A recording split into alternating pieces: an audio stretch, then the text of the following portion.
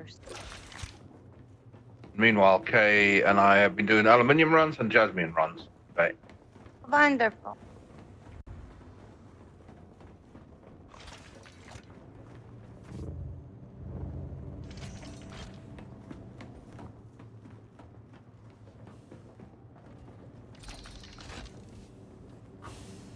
Speaking of what?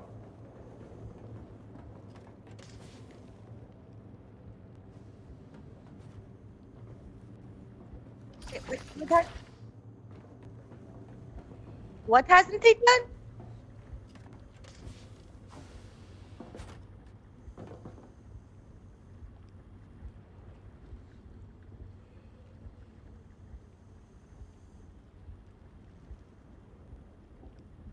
Oh.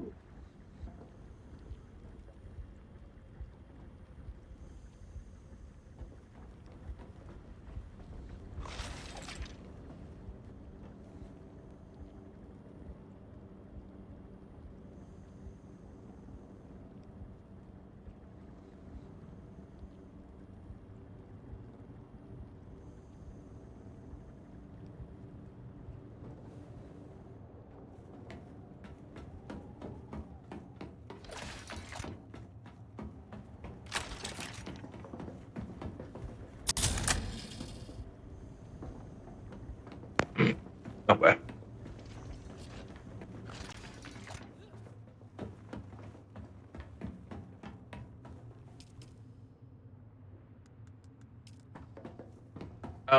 Let's do another aluminum run and then another jasmine run. I wanted that not to be running.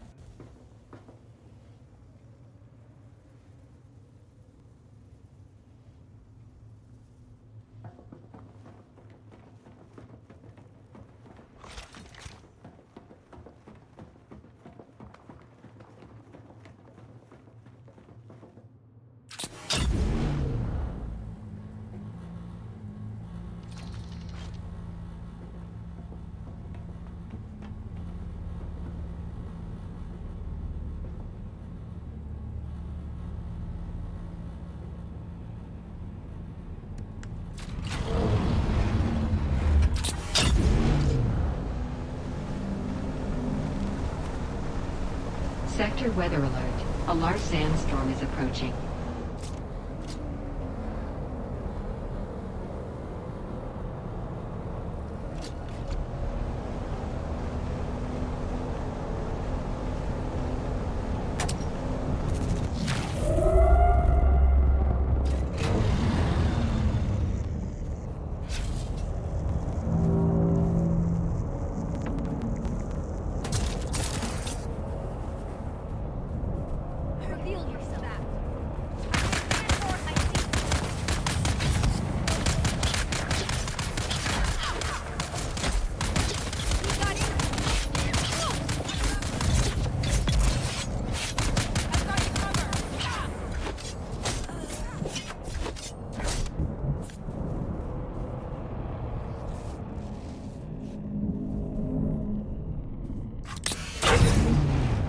Sector weather alert. A large sandstorm is approaching.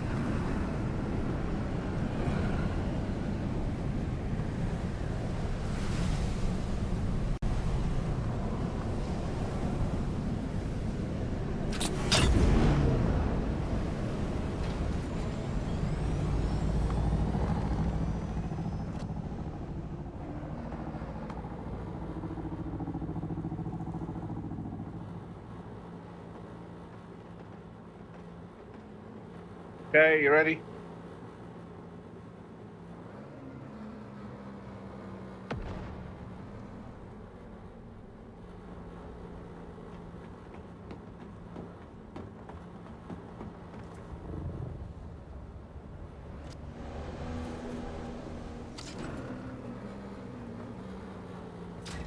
Wheel.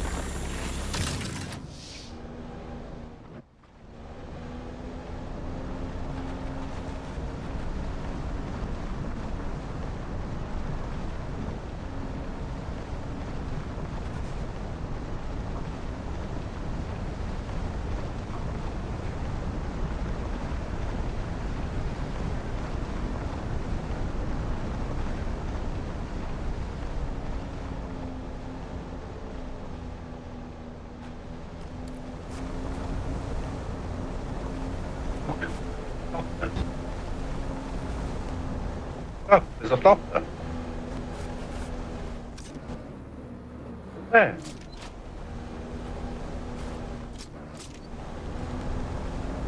Fuck.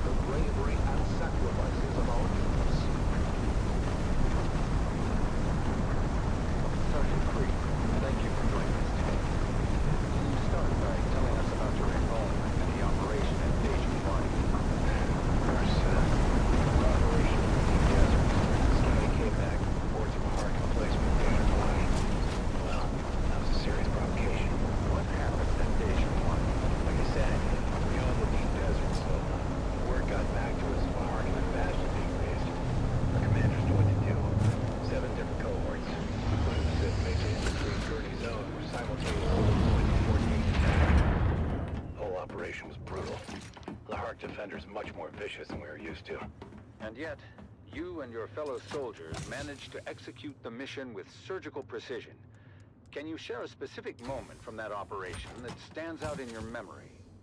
Well, there was this one moment, I guess. The Heart Bastion was still only half built, and we'd taken out a group of engineers, but we were spotted by a fortified lasgun position from the finished part of the Bastion and pinned down. They were really tearing us apart. Somehow, we managed to get behind them through the half-built works.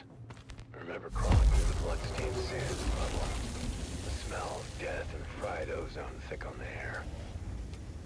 When we finally took out that position, at least, it felt like a small victory in this ceaseless ocean of despair. Your bravery is truly inspiring. As the operation continued, what kept you and your fellow soldiers going? Duty, honor, the things they drill into you from day one. The example set by the fearless men of Gurney's Own. But honestly, in the end, it's all about the man next to you. It's him you fight for, to keep him alive. It wasn't about grand ideals anymore. It was about survival. House Atreides prides Hey, itself yeah. on its moral high ground and honorable conduct. How did the principles of Canley and the Great Something. Convention hold up under the extreme conditions of battle? Canley? That's for fancy folks with sashes and pressed uniforms. For us, the reality of war. It changes people.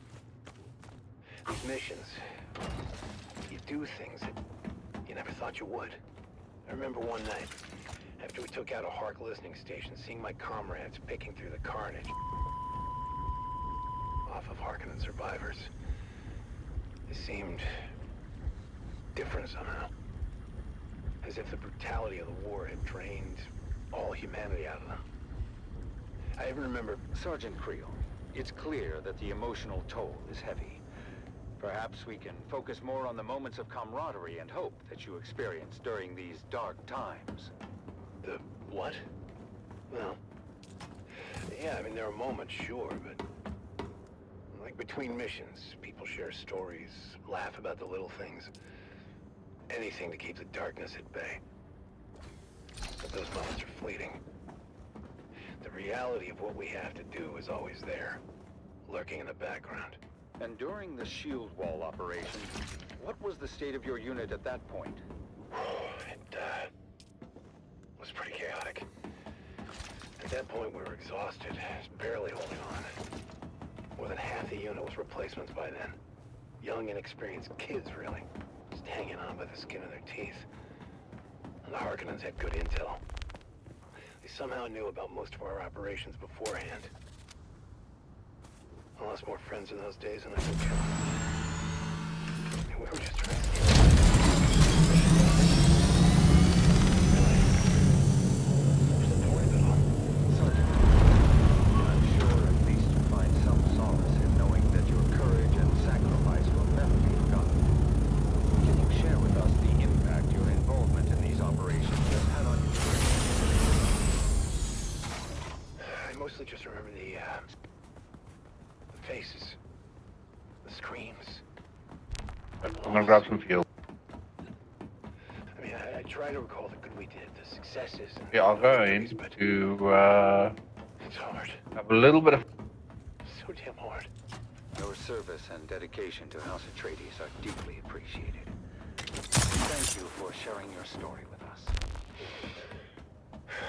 Yeah, thank you.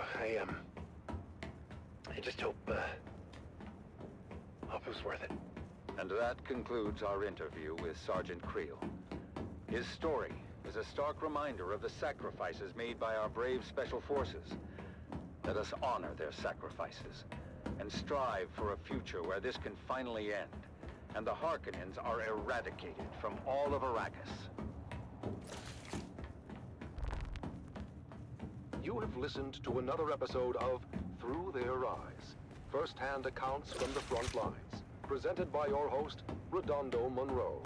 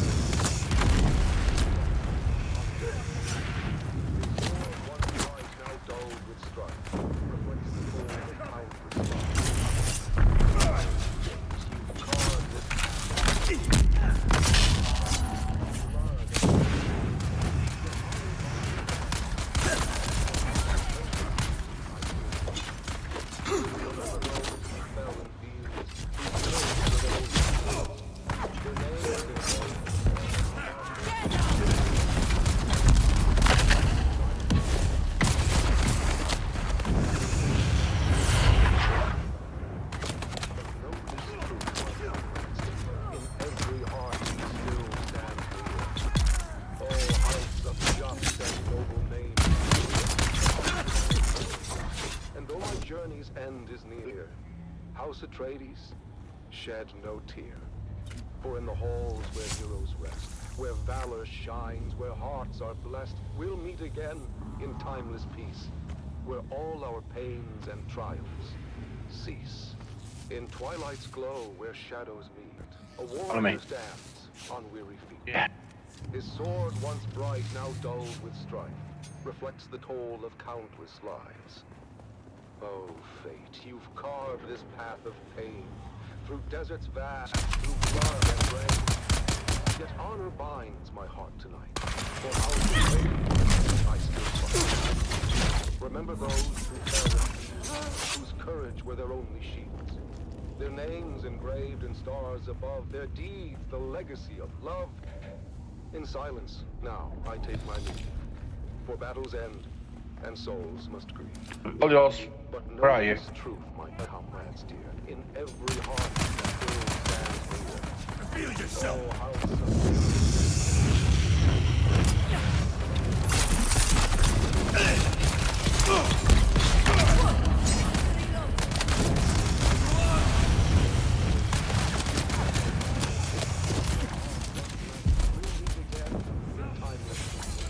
where all our pains and trials cease. Powerful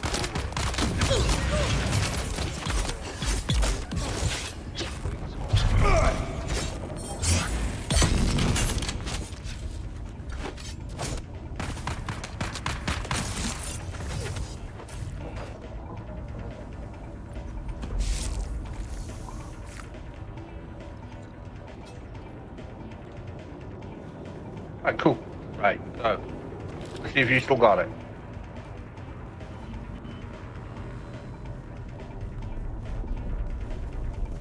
Right here, right? Up.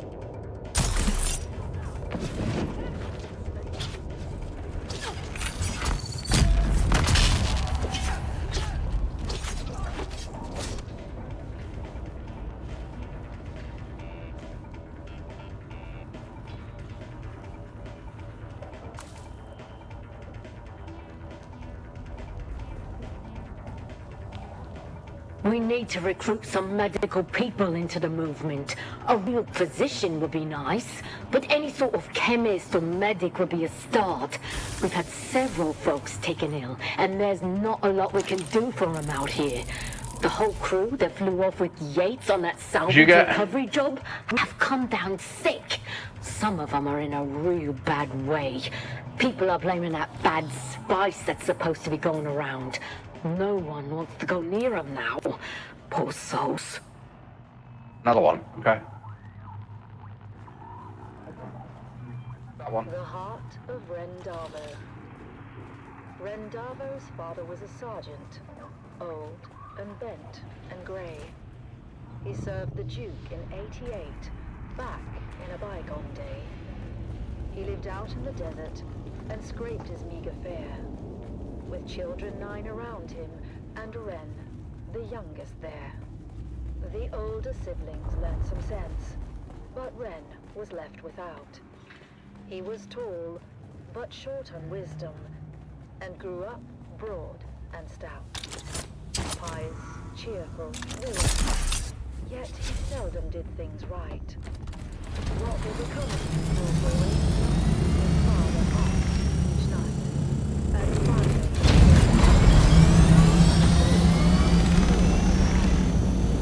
if all else fails, at least I can still die for choosing and land.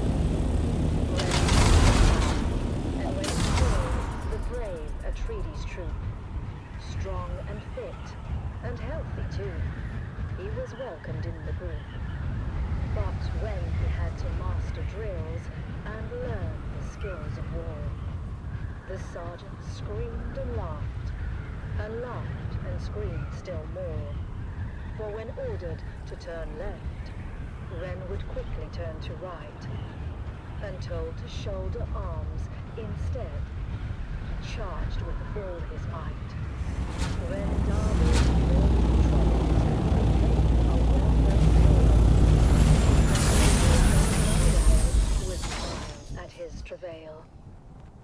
when at last Wren's unit was ordered off to war, the officers debated, was he suited for that job?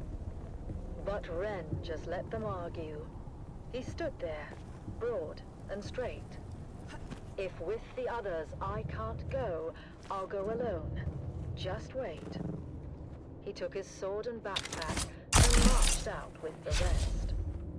At camp, he was their servant, fulfilling each request. But when the battles raged, he was ordered to stand back. He didn't understand when to take cover or attack. Duncan, Idaho was on the run, Harkonnens in his tracks. He passed Rendavo's unit, shouting, "Boys, you watch our backs. Don't let the devils through the gorge, or all of us are lost. Guard it until we regroup.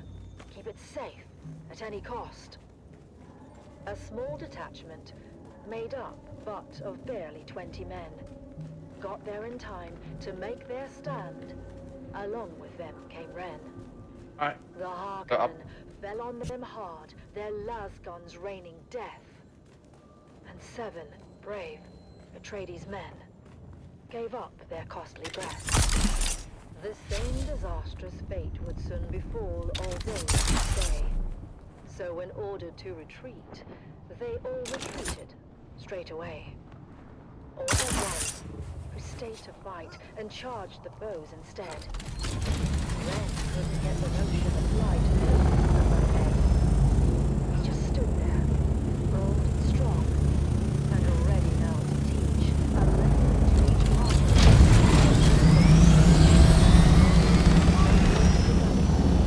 They all wished to return, but without lasgun cover. One by one, were forced to run. They charged at Wren, but all she all the same. None could beat him at this game.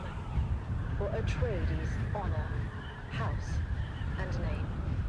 Duncan, Idaho had rallied all the troops that still were hale. He shouted, "Hold out, my brave lad, we're coming, do not fail." He told all who would hear him, watch a true Atreides fight. Hurry, boys, come to his aid, he has saved us all tonight. Against that fearsome counter-strike, no army could hold. They faltered, failed, and turned their backs. To behold. Their faces pale, their weapons dropped behind them as they ran. And Duncan looked around and asked, "Where is that fearless man? He who held the gully until we could all return. That hero of the desert. His name I must needs learn." "Here it is," said the sergeant, his head bowed down in shame. He lied and Rendavo was his name. "I remember him," said Idaho. Of Wren, who'd seemed to rest, but for the blood that stained the shirt across his mighty chest. That lasgun knew just where to strike, as plainly you can see. Said Idaho to those around, yes, it knew more than we. It shunned his brow. 'Twas weak and poor, that much all of us knew. But found instead what better was his heart, forever true. The word spread quick among all those who had survived the fight. And every soldier did agree Duncan, Idaho was right. Rendavo was no thinker. His mind slow, truth be told. His head, they said, was thick as wood, but his heart was made of gold.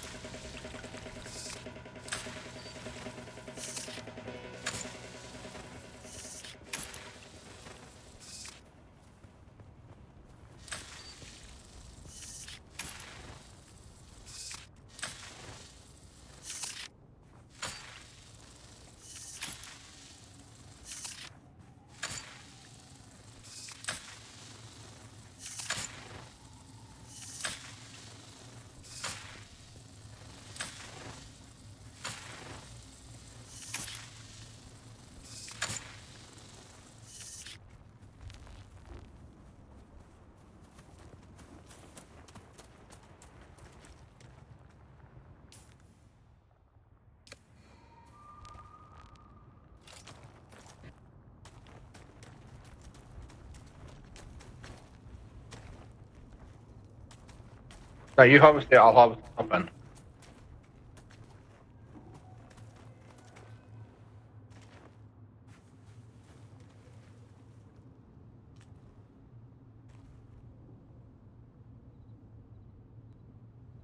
Okay.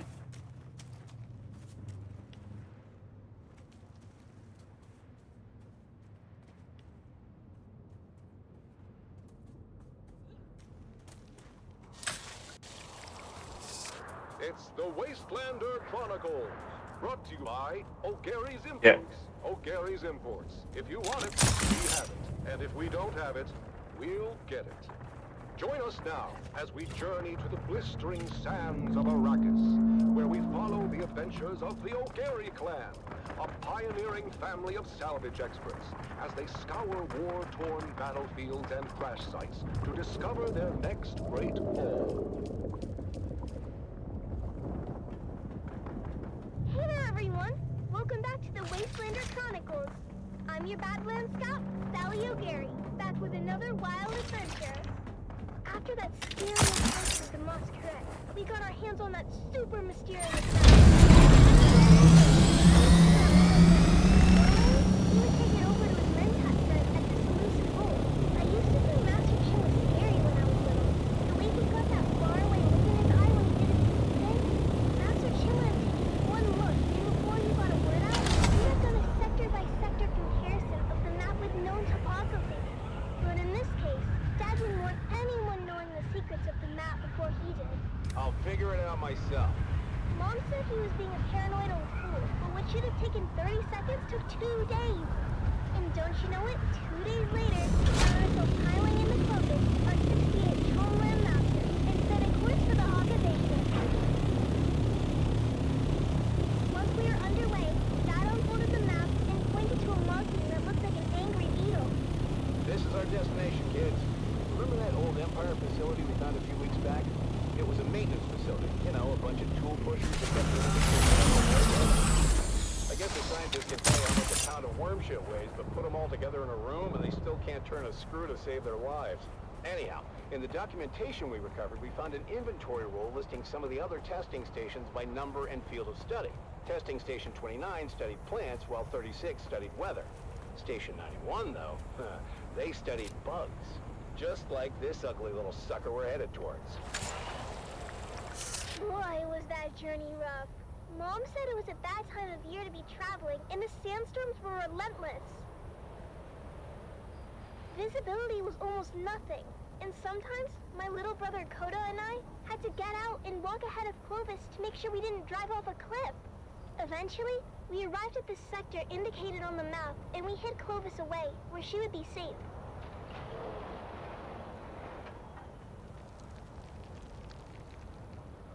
As usual, Kodo and I took the point and went ahead of our group.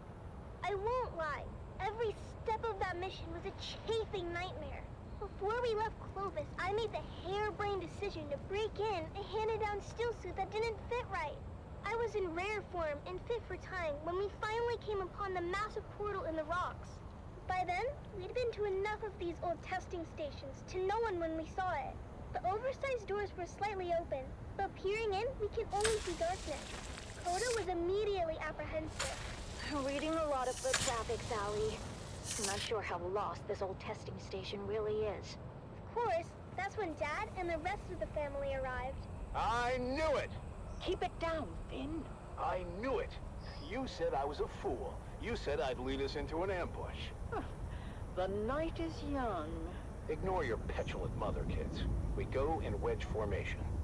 After me. We squeezed through the narrow aperture with ease, but quickly found our way blocked by a massive pit of darkness. After we recalibrated our optics for low light, we found a narrow ramp that wound down to the gaping shaft. I forgot all about my chafing as we descended into the darkness. I hated the feeling in there, the lonely, oppressive atmosphere that long-abandoned places had in common. But the spell was quickly broken when a Harkonnen fire team floated on the center of the shaft from above. We flattened ourselves against the wall and kept out of their lights as the noisy and oblivious troopers floated past. You know that bloody city will never be finished. The beast is a fool. One day the Baron is going to come here and see where all his Solaris went. You don't want to be around when that happens. And why is it you don't want that? You haven't met the Baron yet, have you, boy? Damn it, Tim.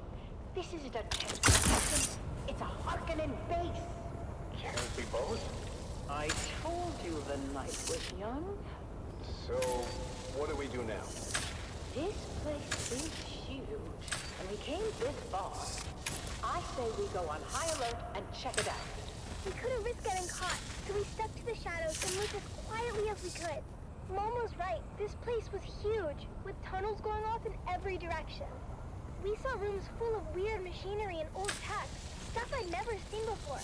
But oddly, no bugs or insects of any kind. There were never any bugs, Sally. I think the symbol on the map indicates Harkonnens, not bugs. Well, their helmets are kind of bug-shaped when you look at them. That's when we heard footsteps and ducked into a side room just in time. Peeking out, we saw a group of Harkonnen troopers march past. We didn't know how many there were in total, but any kind of combat would have brought the whole base down on us.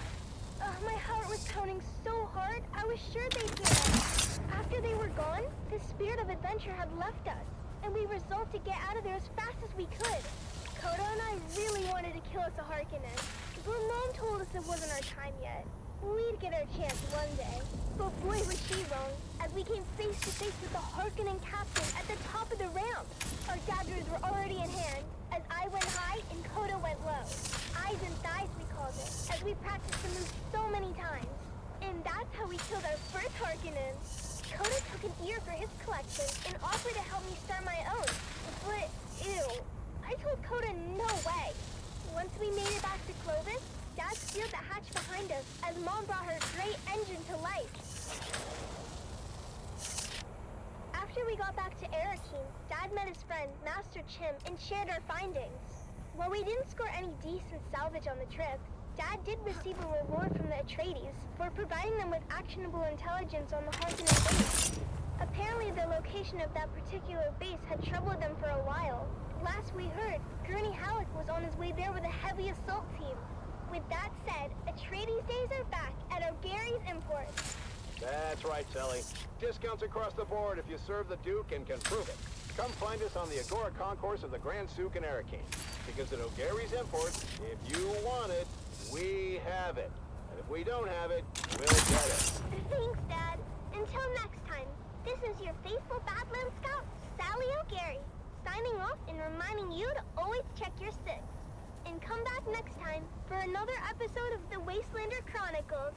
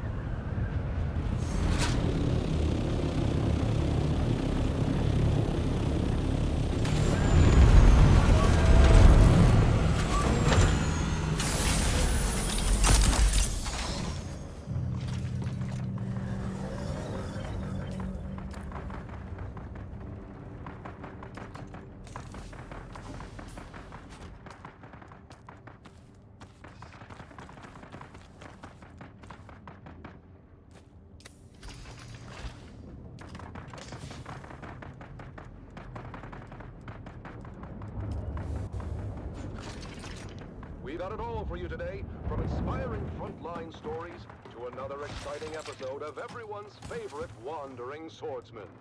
But first, let's kick things off with some sonorous sounds for your listening pleasure. You're listening to Vox Atreides, the voice of the Duke.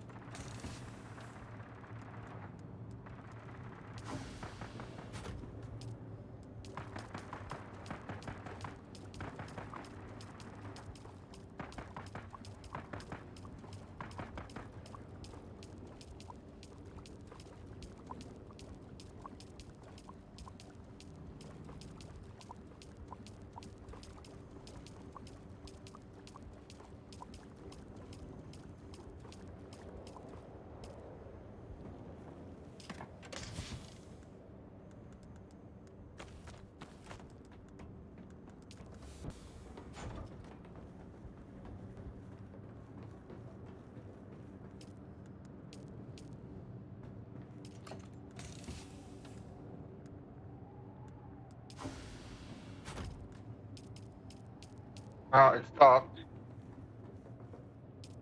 More blood in here then, I think.